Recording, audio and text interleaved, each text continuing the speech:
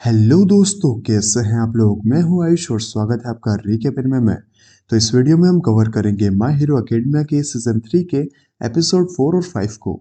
अगर आपने इसके पहले के एपिसोड्स को नहीं देखा है तो पहले उन्हें जाकर देख लेना ताकि आप कोई भी चीज़ मिस ना करो। तो चलिए बिना किसी देरी के इस वीडियो को शुरू करते हैं।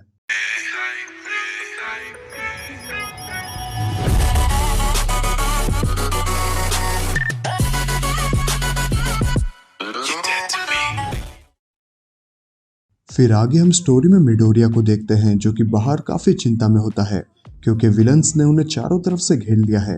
वो सभी को भागने को कहता है। फिर हमें 5 मिनट पहले का सीन दिखाया जाता है जहां पर इरेजर हेड 5 स्टूडेंट्स को बांध कर ले जा रहा था क्योंकि उन लोगों ने सुबह अच्छा परफॉर्म नहीं किया था, इसीलिए उन लोगों को अब एक्स्ट्रा क्लास लेनी होगी। हम देखते हैं कि एक्स्ट्रा क्लास में क्लास बी का भी एक बंदा होता है। तभी इरेजर हेड को एक मैसेज आता है कि जंगल में स्टूडेंट्स पर लीग ऑफ विलन्स ने हमला कर दिया है। ये सुनते ही इरेजर हेड जंगल की तरफ भागने लगता है, लेकिन उसी वक्त वहां पर डाबी आकर इरेजर हेड पर अटैक कर देता है। दूसरी तरफ हम जंगल में देखते हैं जहां पर विलन्स ने पुसीकैट को बेहोश कर दिया था। वो बताते हैं कि वो लोग स्टेन के फैन हैं। हमें पता चलता है कि स्टेन की वजह से बहुत सारे विलन्स इन्फ्लुएंस हुए हैं। जख्मी पड़ी पुसीकैट को देखकर टाइगर को बहुत गुस्सा आता है और वो कहता है, अब मैं तुम्हें नहीं छोड़ूंगा। दूसरी तरफ पुसीकैट मिडोरिया और सभी स्टूडेंट्स को जाने को कहती है। हम देखते हैं कि जंगल में चारों तरफ पॉइजनस गैस फैल चुकी थी। उसके बाद हम इस बच्चे को देखते हैं जिसके पास मसल मैन नाम का विलन आता है और कहता है, तुम्हारी हेड काफी अच्छी है, क्या तुम इसे मेरे मास्क से एक्सचेंज करोगे।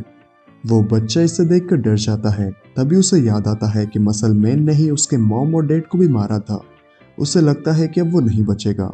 तभी मसल मैन उस पर हमला करता है, लेकिन उसी वक्त मिडोरिया वहां पर आकर उसे बचा लेता है। वहीं दूसरी तरफ हम टाइगर को देखते हैं जो कि एक विलन पर हमला करता है और कहता है, तुम पुसीकैट के साथ ऐसा कैसे कर सकते हो। पर वो विलन उसके हमले को रोक देता है और कहता है, मैं एक मर्डरर हूँ और मैंने इतने मर्डर किए हैं जिसके बारे में तुम सोच भी नहीं सकते।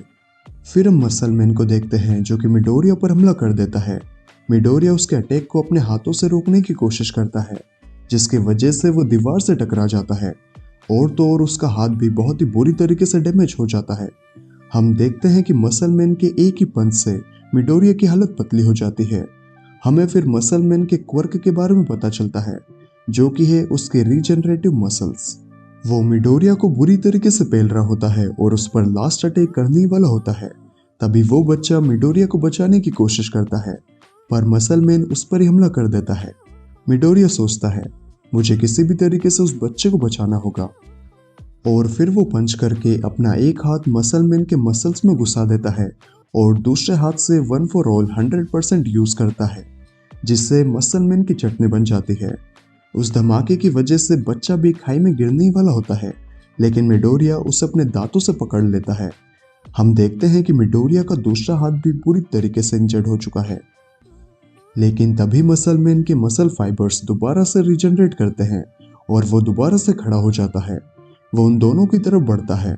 मिडोरिया सोचता है, मुझे किसी भी तरीके से इस बच्चे को बचाना ही होगा। तभी मसल मैन उस पर अपने पंचेस से हमला करता है। मिडोरिया किसी तरीके से उसके अटैक से बच जाता है, पर उसके दोनों हाथ टूटने की वजह से उसे काफी दर्द हो रहा होता है।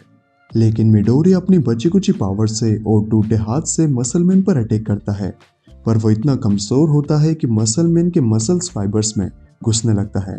मसल मैन कहता है, तुम मुझे नहीं हरा सकते। तभी मिडोरिया अपनी पूरी ताकत लगाता है और चिल्लाते हुए कहता है, 1 फॉर ऑल 1,000,000%। और इस हमले से मसल मैन का कुचुम्बर और मिडोरिया के हाथ का कुचुम्बर दोनों एक साथ निकल जाता है।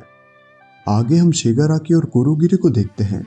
कुरुगिरी शिगाराकी से पूछता है, हमने जिन विलन्स को भेजा है अगर वो हार गए तो क्या होगा। तो शिगाराकी कहता है, हमने विलन्स को सिर्फ वहां पर हीरोज के मन में डर बिठाने के लिए भेजा है, वो हारे या जीते इससे कोई फर्क नहीं पड़ता। वहीं दूसरी तरफ हम मिडोरिया को देखते हैं जो कि मसल मैन का कुचुम्बर निकालने के बाद बच्चे से कहता है, हमें यहाँ से जल्दी से निकलना होगा इससे पहले कि ये दोबारा से उठ जाए, और वो उस बच्चे को अपनी पीठ पर बिठाकर वहां से निकल जाता है। दूसरी तरफ हम इरेजर हेड को देखते हैं जो कि डाबी के ब्लास्ट से किसी तरीके से बच गया था। वो मौका देखकर डाबी को अपनी पट्टियों में बांध लेता है और उससे विलन्स के प्लान के बारे में पूछता है। तभी वहां पर टेनिया, मिनोरू और बाकी के बच्चे आ जाते हैं, जिससे कि इरेजरहेड का ध्यान भटक जाता है और डाबी मौका देखते ही उसकी पट्टियों से निकलकर वहां से गायब हो जाता है। इरेजरहेड ये देखकर शॉक हो जाता है और सोचता है, मैंने तो उसके क्वर्क को इरेज कर दिया था, पर फिर भी वो यहाँ से निकल गया। तभी हमें पता चलता है कि वो डाबी नहीं था, बल्कि ट्वाइस का बनाया हुआ एक क्लोन था। इरेजरहेड वापस से जंगल की तरफ जाने लगता है, पर तभी मिडोरिया उस बच्चे के साथ वहां पर पहुंच जाता है और उस बच्चे को इरेजरहेड को संभालने को कहता है। इरेजरहेड उससे पूछता है, तुम कहां पर जा रहे हो? तो मिडोरिया कहता है, मुझे सभी को बताना होगा कि विलन्स बाकुगो के पीछे पड़े हैं। तो इरेजरहेड कहता है, तुम उन सभी को ये भी बता देना कि वो सभी अपने क्वर्क्स विलन्स से लड़ने के लिए यूज कर सकते हैं। फिर आगे हम देखते हैं कि मिडोरिया पुस्सीकैट और टाइगर के पास पहुंच जाता है, जो कि अभी भी विलन से लड़ रहे थे। मिडोरिया पुस्सीकैट को टेलीकिनेसिस से सभी को बताने को कहता है कि विलन्स बाकुगो के पीछे पड़े हैं और वो सभी लोग अपने क्वर्क्स को यूज कर सकते हैं। पुस्सीकैट ऐसा ही करती है। मिडोरिया फिर वहां से जाने लगता है।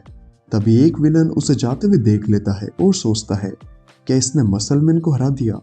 नहीं, ऐसा नहीं हो सकता। वो हम सभी में से सबसे ज्यादा स्ट्रांग था। अगर इसने उसे हरा दिया है तो मुझे इसे मारना ही होगा। और वो मिडोरिया पर हमला करने ही वाला होता है, लेकिन तभी दूसरा वाला विलन उसे रोक देता है और कहता है, स्टेन ने इसे छोड़ा था, इसका मतलब है कि ये ट्रू हीरो है, हमें भी इसकी इज्जत करनी चाहिए। इतने में ही पुस्सीकैट और टाइगर मौका देखकर इन दोनों को हरा देते हैं। इसके बाद पुस्सीकैट अपनी टेलीकिनेसिस का यूज करके बाकुगो को बताती है कि विलन्स तुम्हारे पीछे पड़े हैं, इसीलिए संभल कर रहना और अपने ग्रुप के साथ ही रहना। हम बाकुगो को देखते हैं जो कि भाग रहा होता है। तभी उस पर एक विलन हमला कर देता है, पर शोको आकर उसे बचा लेता है। तो बाकुगो कहता है, मैं इससे अकेले ही लड़ सकता था। तो शोको उसे कहता है, नहीं, तुम अपनी यहाँ पर पावर यूज नहीं कर सकते। यहाँ पर चारों तरफ गैस भरी पड़ी है, अगर तुमने यहाँ पर फायर यूज की तो ये पूरी जगह ब्लास्ट हो जाएगी। इसके बाद हम टेत्सु टेत्सु को देखते हैं, जो कि मास्क पहनकर गैस फैलाने वाले विलन की तरफ बढ़ रहा था, पर तभी वो विलन उस पर शूट कर देता है। टेत्सु टेत्सु अपने क्वर्क से बॉडी को हार्ड करके उसकी गोलियों से बच जाता है, पर उसका मास्क टूट जाता है। वो विलन उस पर और भी फायर करने लगता है।